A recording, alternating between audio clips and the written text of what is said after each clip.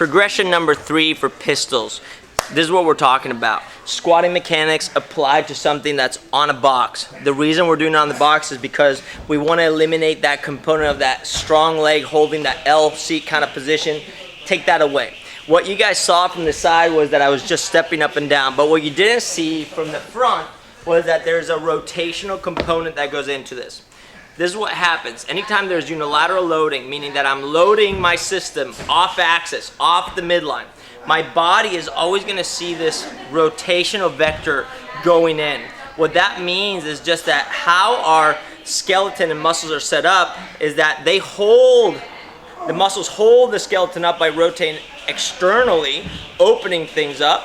But when I load up off axis or unilaterally, what I see is that there's a component that rotates in towards the midline. That's just how we're structured. So what we need to do in training is take that away.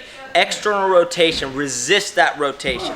So what you guys weren't seeing is that I was not stepping straight up here. I was actually adding a low rotational component to that.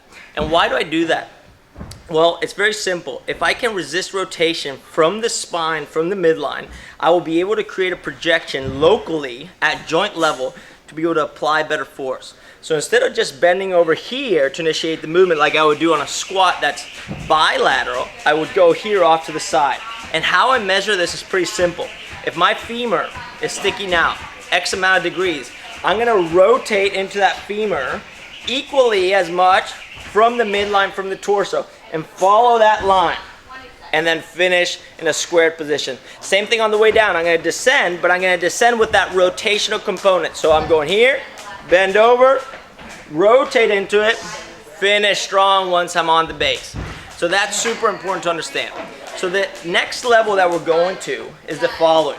Instead of stepping behind us, we're going to step off to the side. Why are we stepping off to the side? Is because now this allows for our leg to swing front and back. Now, instead of holding the leg up like we do for a pistol, what we're going to do is we're going to take this and add a little skill, a little swing. And this is what I'm talking about. I'm going to take it from right here, arms in front. I'm going to bend over, and as I bend over, this leg is going to lift. I'm going to start dipping into it. Once I dip into it, I'm going to start finding the bottom. I'm just going to allow myself to swing through. This leg now is just hanging. I want to get comfortable hanging at that bottom position. So how I descended was everything one piece. It's basically just a little bit of a hinge in the hip. I pick up the back leg. Everything stays pretty straight. I can let it hang a little bit. It doesn't have to be perfect. But as long as I'm creating these mechanics in the hips, we're good. Once I have the leg at the bottom, here comes the magic. I go down, swing through. Okay, good, I'm there. I can swing this leg. I'm going to swing the leg back, stand up.